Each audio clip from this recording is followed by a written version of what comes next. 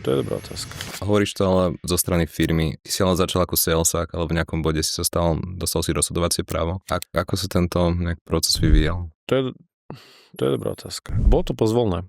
Že som, keď si právnik, tak v podstate tvojou úlohou je sa na veci pozerať strategicky. Ja som sa naozaj na tú organizáciu pozeral, že dobre, tu sme dnes, nechceme byť niekde ďalej, čo sú veci, ktoré potrebujeme vyriešiť, akým rizikám potenciálne čelíme, ako sa s nimi vysporiadať. A bol som schopný prichádzať s strategickými návrhmi, ktoré niekedy viac, niekedy menej dávali hlavu a petu.